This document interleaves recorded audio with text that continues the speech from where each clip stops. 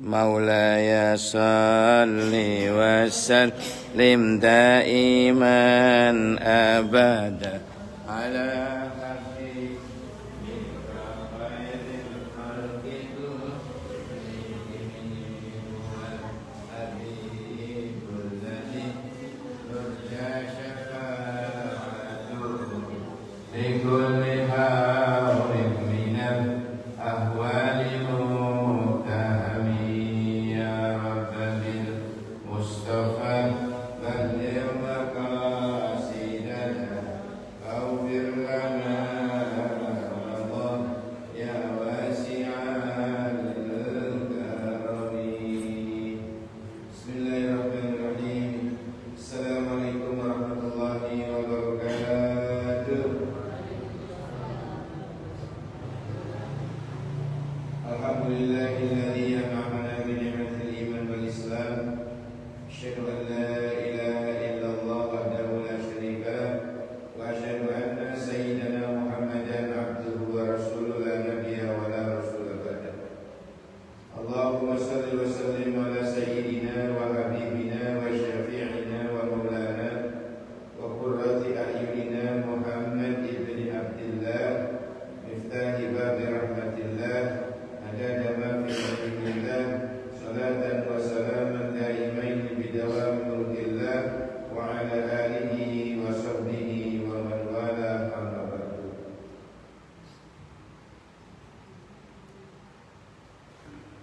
Ila hadratin Nabi Muhammad sallallahu alaihi wasallam wa khususan ala mu'allim hadzal kitab al-Fatihah. A'udzu billahi minasy syaithanir rajim. Bismillahirrahmanirrahim. Alhamdulillahi rabbil alamin. Ar-Rahmanir Rahim. Maliki yaumiddin. Iyyaka na'budu wa iyyaka nasta'in. Ihdinas siratal mustaqim. Siratal ladzina an'amta 'alaihim ghairil maghdubi 'alaihim waladdallin. Rabbi ighfir li wa li walidayya wa lil mu'minin amin. Bismillahirrahmanirrahim.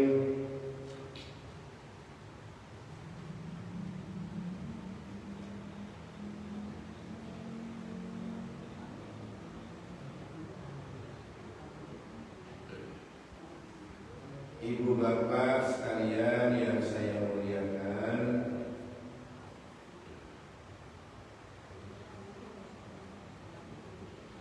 bicara tentang akhlak yang terpuji, bicara tentang akhlak yang terpuji. Ada kemana ini? Mohon maaf, mata saya masih ulang, jadi habis operasi sehingga izinkan saya masih pakai kacamata hitam. Ciri-ciri dan kriteria ingkang dipun taringaken Allah datang kula panjenengan dados mukmin sing sae, berakhlak yang terpuji. Mukmin yang tersaing itu mukmin yang berakhlak. Mukmin yang baik itu mukmin yang punya adab. Orang mukmin yang bagus, mukmin yang baik, orang mukmin yang baik itu orang mukmin yang berakhlakul karimah.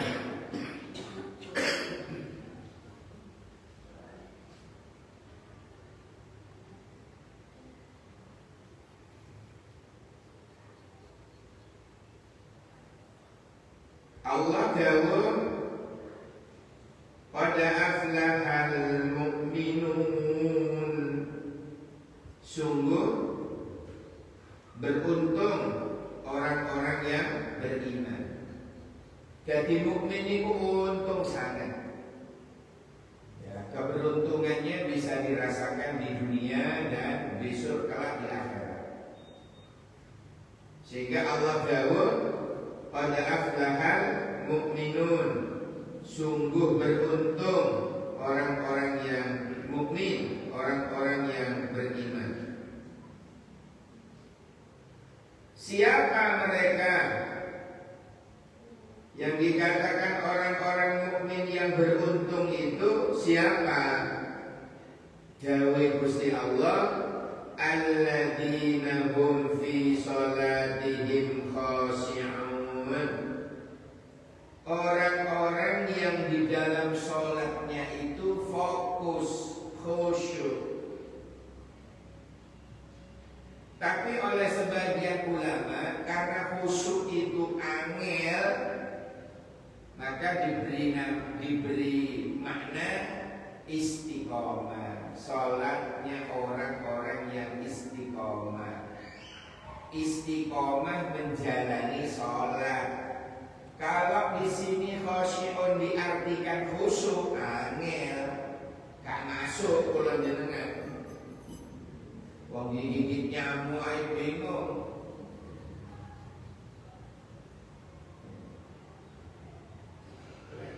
Ada semut nyokot di kelek, itu pun sudah gak karu-karuan sholat kita.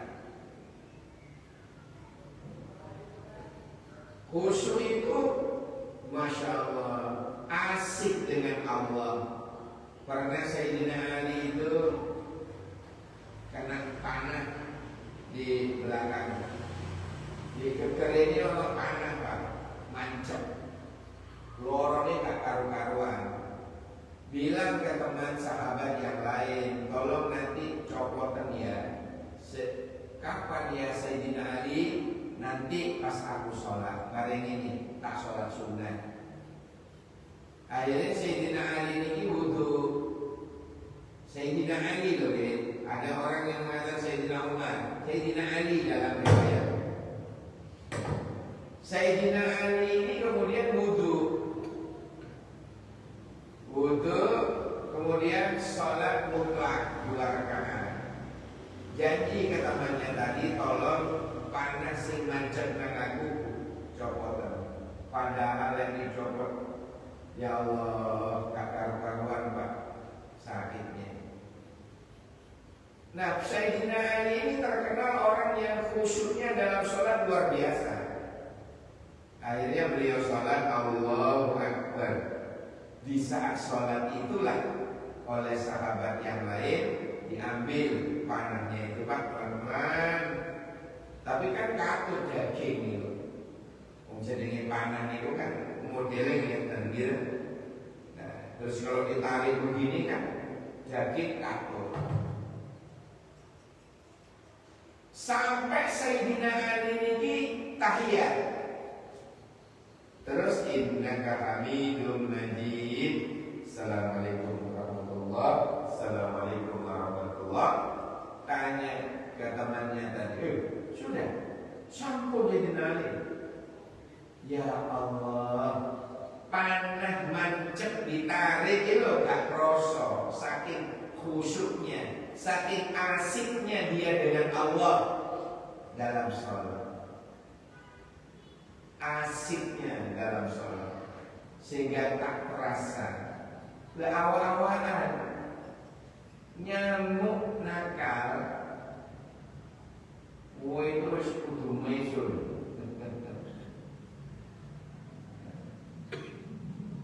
Jadi nilai kekhusyukannya jauh. Makanya ulama mengartikan khusyuk ini jangan diartikan khusyuk katanya. Apa?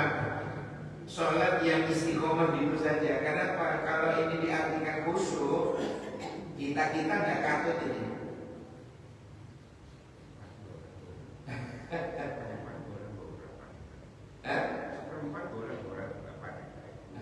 Iya. Ya, jadi kalau diartikan khusyuk, kita nggak katut.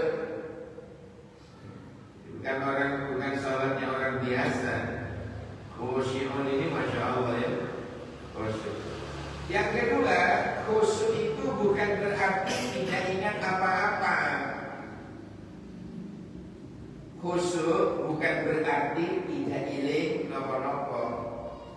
Khusyuk itu napa?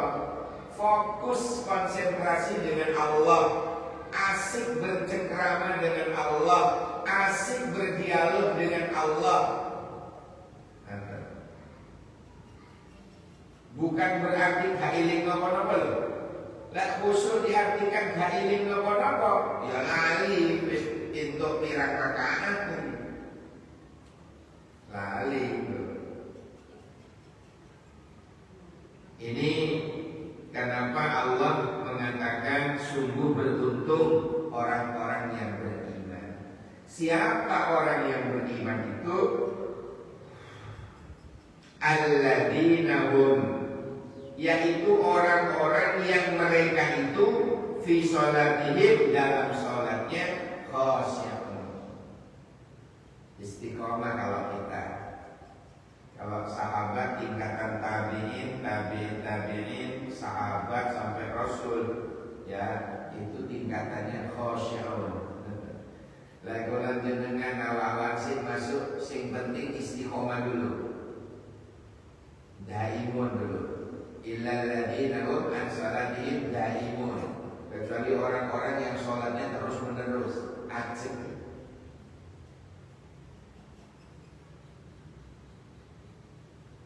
Terkadang karena itu sih banyak, ternyata setahun dipakai 2 kali, Idul Fitri dan Idul Adha. Ya mesti anyar makanannya. Jangan begitu. Yang kedua, siapa lagi orang mukmin yang beruntung itu? Orang mukmin yang beruntung, walladzina hum, yaitu orang-orang yang mana mereka itu adillahu mu'ridun, menjauhkan diri dari perbuatan dan perkataan yang sia-sia.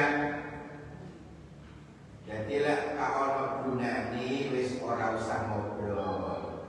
Ngobrol sesuatu yang bermanfaat. Ojo ngomong-ngomong yang sia-sia. Itu bukan orang mukmin yang beruntung. Kalau orang mukmin yang beruntung, pasti omongan ini bermanfaat.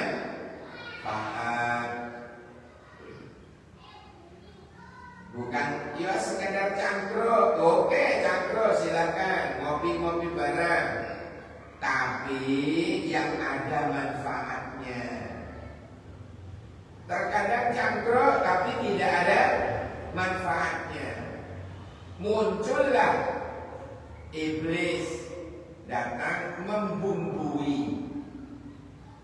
Rasane kono, rasan kono, fitnah sana, fitnah sini. Kemudian timbul lagi namimah, adu domba sini, adu domba sana. Masya Allah. Itu kelihayannya iblis. Nanti kalau sudah semakin lama, semakin gayeng.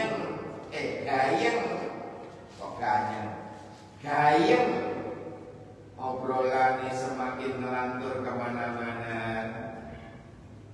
Ya, sing ora-ora dicanda, dulu sing wis mati kadang dirasani. Aduh ini.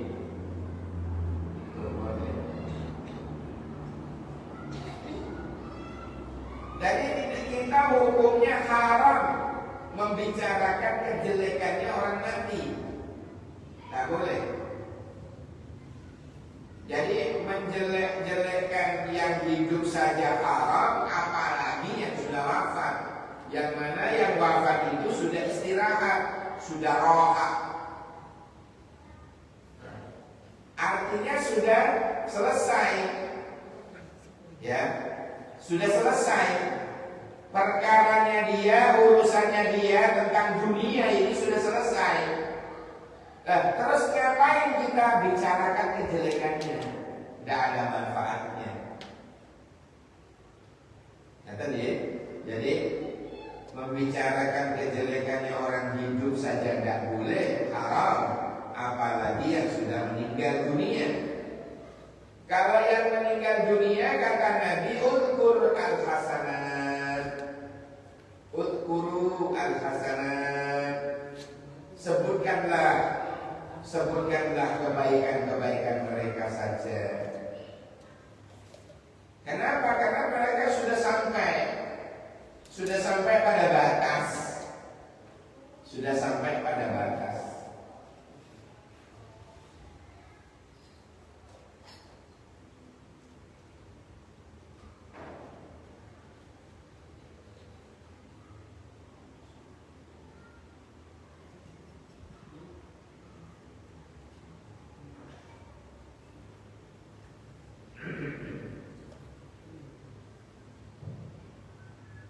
Artinya mereka sudah roha, tidak boleh membicarakan kejelekannya orang yang sudah wafat, tidak boleh.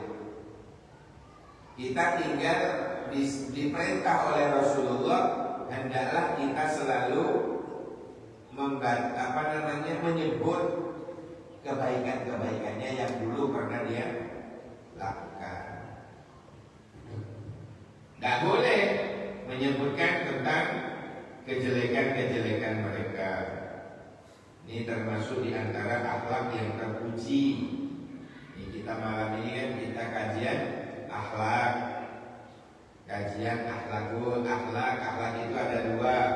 Kalau tidak karimah ya sayyi'ah, kalau tidak mahmudah ya mazmumah. Ya, jadi akhlak.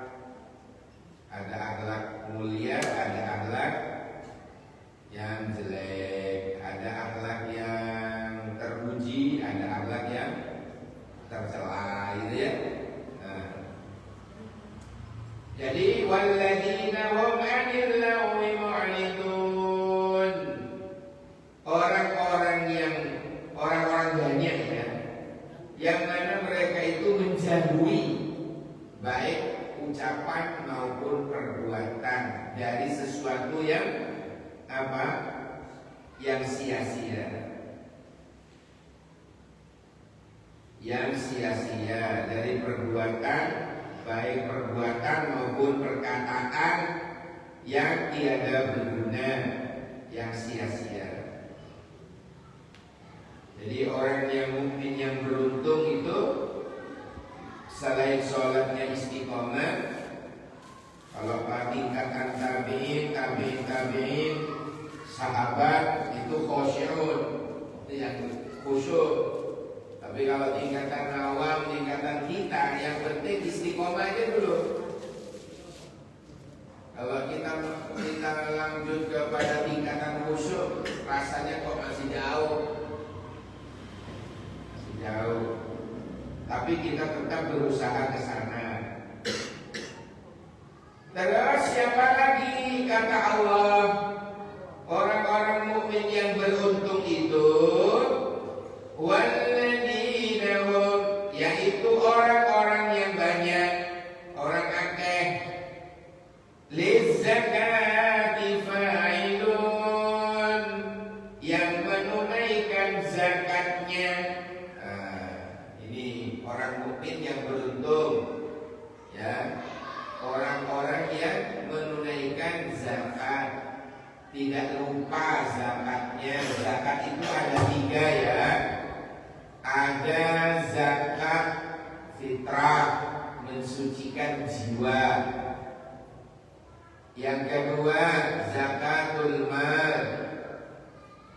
zakat harta, yaitu untuk mensucikan harta kita. Yang ketiga ada zakat profesi, untuk membersihkan apapun pekerjaan kula panjenengan yang menghasilkan, itu diambil 2,5%. Ya, 2,5%-nya. Misalnya dagang dagelan sayur, misalnya dagelan sayur dan lain-lain ya di pasar. Nanti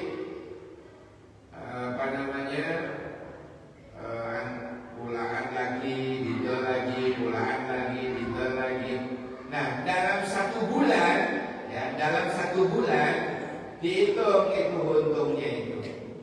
Labanya, untungnya dihitung. Wah ini saya jualan ini salah satu bulan menghasilkan sekian. Nah, sedurung nopo-nopo, sebelum dikurangi apa-apa, jenengan langsung ambil 2,5%-nya. Ya, dari keuntungan itu, keuntungan sampean usaha tadi itu, ambil langsung 2,5%.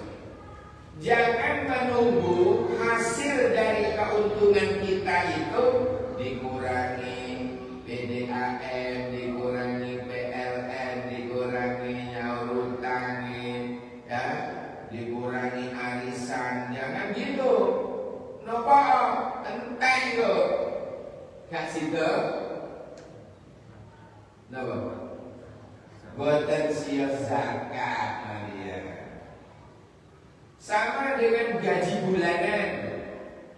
Ya, kita punya gaji karena awal-awal kerja misalnya digaji 1 juta.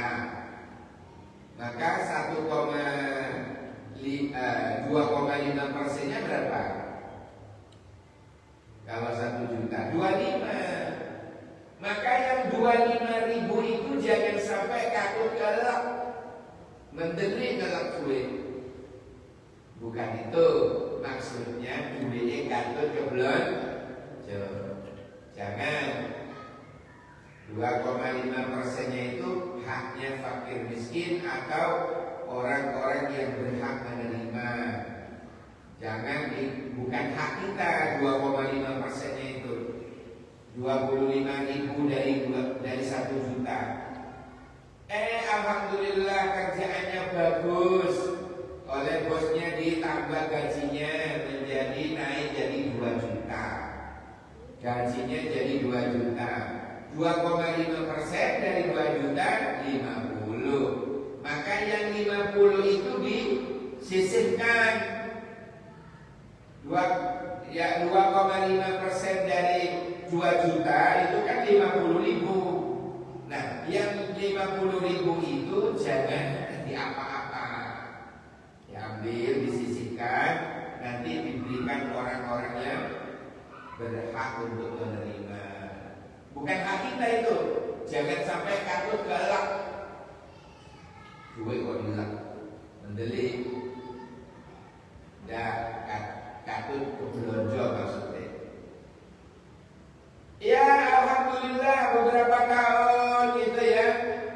Setahun kemudian karena kerjaannya bagus, kemudian ditambah gajinya, naik gaji menjadi 3 juta. Gajinya 3 juta. Ya, Masya Allah, gajinya 3 juta. Maka 2,5% dari gaji itu berapa? 75. Ya, dari 3 juta itu jenengan ambil 75. Itu bukan hak kita. Bukan hak kita itu.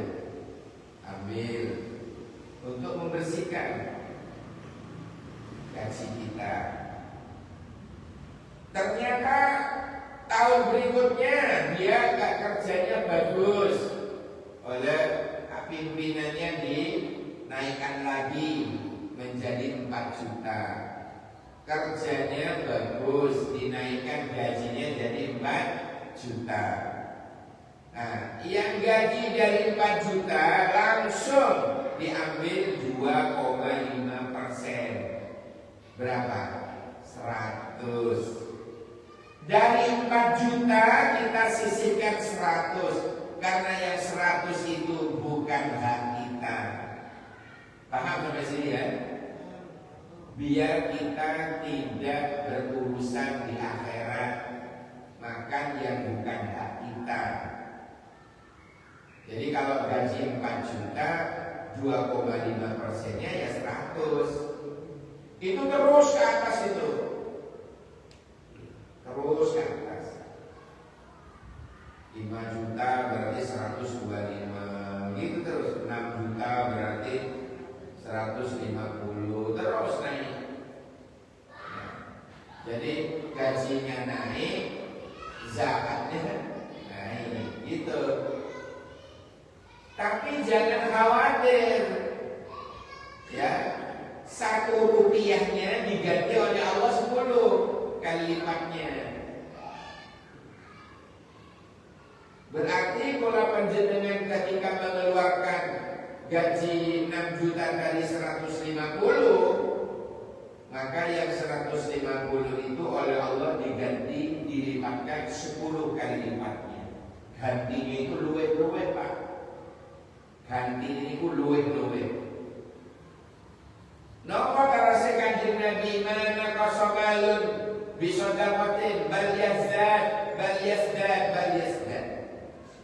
Harta itu tidak akan pernah berkurang hanya karena dengan sedekah, infak atau zakat. Tidak akan pernah berkurang. Bal yazdad bal yazdad bal yazdad. Bahkan akan ditambah oleh Allah, bahkan bertambah dan bertambah. Saya belum pernah tumun di masyarakat ono uang diarani, oh ya bangkrut, oh mesti bangkrut. Biyen lu kakian sedekah. Enggak ada ceritanya. Ya mesti bangkrut, apa kakian sedekah jadi. Enggak ada. Allah itu tidak zalim. Allah itu Maha Kaya. Pasti dibalas, dilipatkan gandakan oleh Allah. Ya, jadi jangan pernah khawatir dengan harta yang telah kita infakkan di jalan Allah. Ini orang yang beruntung. Walladzina hum lizakati fa'ilun. Terus lanjutannya, siapa lagi orang-orang yang orang mukmin yang beruntung di sisi Allah? Walladzina hum, yaitu orang-orang yang mana mereka itu li furujihim hafidun. Ya, orang-orang yang menjaga kehormatannya, menjaga kemaluannya, menjaga farji mereka. Illa ala azwajihim aw ma malakat aymanuhum fa innahum ghairu malumin. Kecuali dia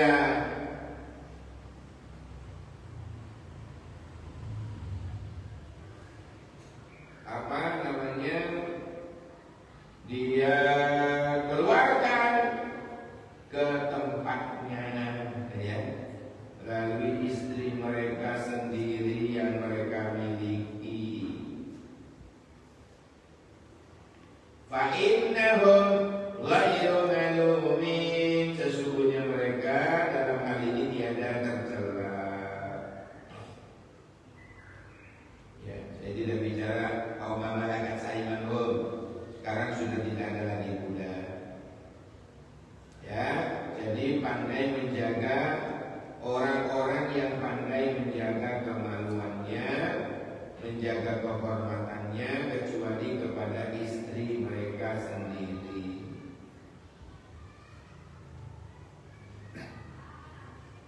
Faman ittagha, maka barang siapa yang masih mencari wara'a dzalika, di belakang istrinya, faulaika humul adun, mereka lah orang-orang yang sungguh terlalu melampaui batas.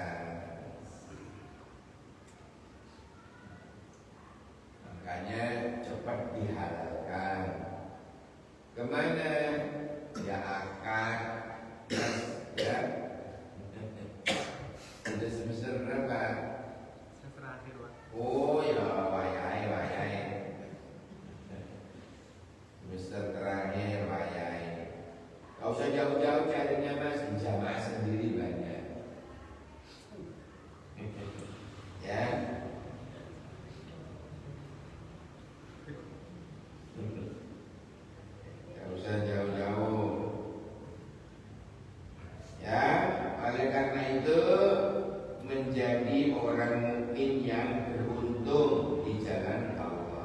Apa di sisi Allah.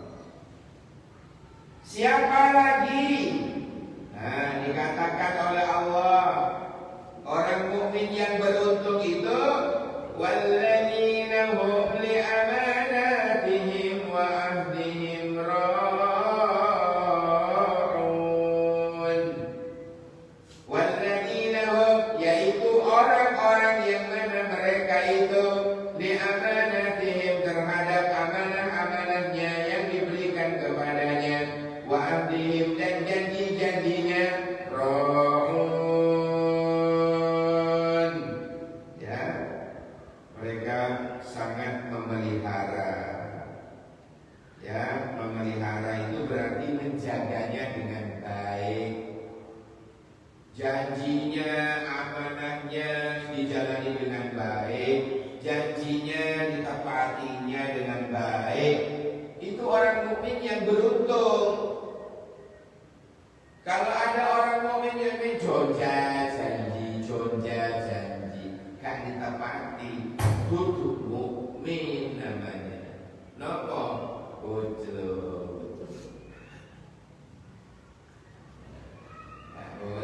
Kalau orang mukmin itu diberi amanah, pasti dia pelihara amanah itu, dia jaga amanah itu, dia kerjakan amanah itu dengan baik. Wa'adih, begitu juga janjinya. Dia janji apa dulu dia tepati, dia janji apa dulu dia tepati. Jonja janji, anak cilik, bocil itu, bocah cilik-cilik itu ya iso jonja janji.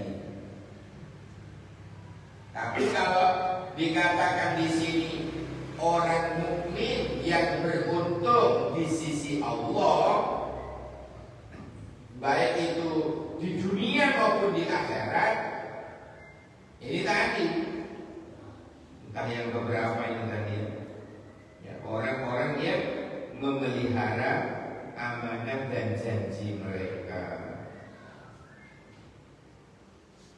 Kemudian lanjutnya, siapa orang mukmin yang beruntung itu?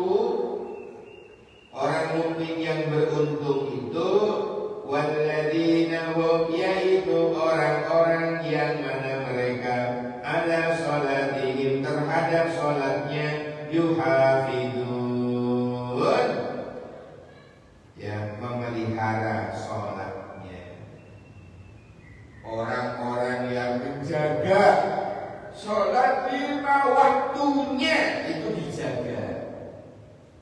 Kapan subuh dijaga, kapan zuhur dijaga, jamaah ke masjid, asar jamaah lagi, leka keringan ya urusan lain. Maghrib ke jamaah lagi, isya jamaah lagi. Lah ini keberuntungan, saya tak cerita. Terus Kanjeng Nabi keberuntungan ini kados kula jenengan saat ini Pak, enggak pulang, nunggu sholat sesudah sholat. Terus Kanjeng Nabi yang tadiru sholat ba'da sholat. Jadi kalau bahasa Kanjeng Nabi, orang-orang yang menunggu sholat sesudah sholat. Berarti apa? Menunggu sholat isya sesudah sholat maghrib, nggak pulang, nunggu seperti ini ya, seperti orang-orang ini. Apa kelebihannya? Kata Kanjeng Nabi, terus Kanjeng Nabi masih kula jenengan duduk-duduk ngeten niki ya, capek bisa selonjoran, capek bisa apa ini sendenan, capek bisa apa ya santai ngeten niki, itu tetap diberi pahala seolah-olah kula jenengan sholat. Subhanallah ya, masih kula jenengan dalam kondisi santai seperti ini ya, itu oleh Allah tetap diberi pahala seolah-olah kula jenengan dalam keadaan sholat. Nilai pahalanya Satu. Yang kedua, duduk di majelis ilmu ya, seperti kula jenengan ngeten iki. Kita membahas satu bab tentang akhlak orang mukmin. Sampai isya selesai, misalnya ini. Maka selama jenengan duduk tadi sampai sekarang sampai isya nanti, itu pahalanya jenengan duduk nyerengaken pengajian ngeten iki, itu melebihi pahalanya orang yang sholat sunnah 100 rakaat. Sing lebih gede pahala jenengan yang akan ngeten iki. Alhamdulillah. Subhanallah. Ini tak kasih tahu ini pahalanya dari Nabi ini, dari kanjeng Nabi. Yang ketiga, pahala apa lagi yang kita bisa? Pahala iktikaf. Dan jenengan duduknya tadi kan nawaitul iktikaf lillahi ta'ala. Sunnatan lillahi ta'ala. Saya niat iktikaf karena diajari kanjeng Nabi, sunnah kanjeng Nabi. Yang keempat, mendapat pahala silaturahimnya.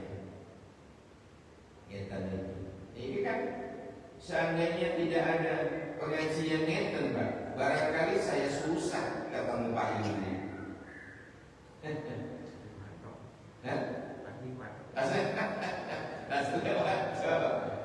Susah ketemu beliau. Susah saya ketemu masih, susah ketemu ibu-ibu, masya Allah. Untungnya ada majelis ini, saya bisa silaturahim ke sini, nyambung tali silaturahim, tali ukhuwah, nyambung, masya Allah. Lah itu pahala lagi, nilai pahala lagi, masya Allah. Jadi intinya wong derek ngaji itu panen pahala. Cuma karena pahala durung ketok, ya durung ketok. Yang ini sing hadir yang iki kita. Tapi nanti setelah dia dicabut, ya ketika rohnya ada di kerongkongan, pahala-pahala itu diketokno karo Gusti Allah. Ya Allah, ternyata ikut ngaji itu pahalanya membunuh. Aduh, jangan cabut ya Allah. Urip kemana pula ya Allah, kalau tak ngaji mawon. Jadi malaikat telat bro. Kemarin lu kemana? Maka beruntung. Kata sekolah panjenengan kita ini ya Allah, beruntung sangat. Milo para rawuh mugi-mugi kula jenengan sehat, lahir batinnya sehat, panjang umur, barokah rezeki, sehingga bisa istiqomah ngaji ngeten iki. Allahumma amin ya rabbal alamin. Ya, siapa tadi yang mukmin yang beruntung? Walladzina hum ala sholawatihim yuhafizun. Orang-orang yang mau memelihara, mau menjaga sholat 5 waktunya. Apa komentarnya Allah? Nah ini komentarnya. Le ana wong semukmin yang saya sebut tadi itu, le ana wong mukmin sing beruntung karena sholatnya istiqomah. Terus orang yang menghindari sesuatu perkataan dan perbuatan yang sia-sia, orang-orang yang selalu mengeluarkan zakatnya, orang-orang yang menjaga kehormatannya kecuali pada istrinya, dan orang-orang yang menjaga amanah dan janjinya, orang-orang yang selalu menjaga sholat 5 waktunya. Apa komentarnya Allah?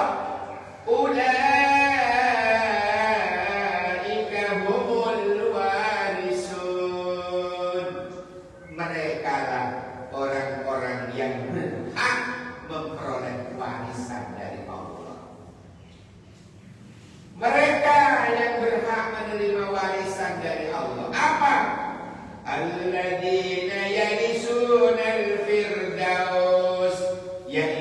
mereka akan mewarisi surga Firdaus. Akan mewarisi surga Firdaus. Terus komentarnya Allah, hum fiha khalidun. Mereka akan kekal di dalamnya. Mugi-mugi termasuk kula panjenengan. Allahumma amin ya rabbal alamin. Astaghfirullah rabbal baraya. Astaghfirullah minal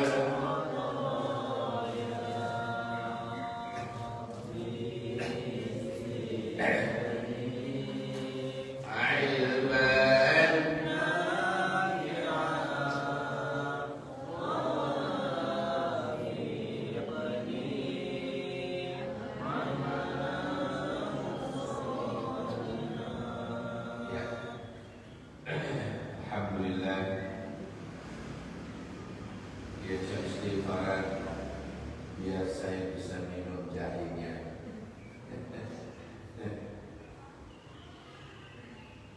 Enggak, bukan itu ya. Karena kemarin saya baca keterangan, ketemu hadis pendek, Pak.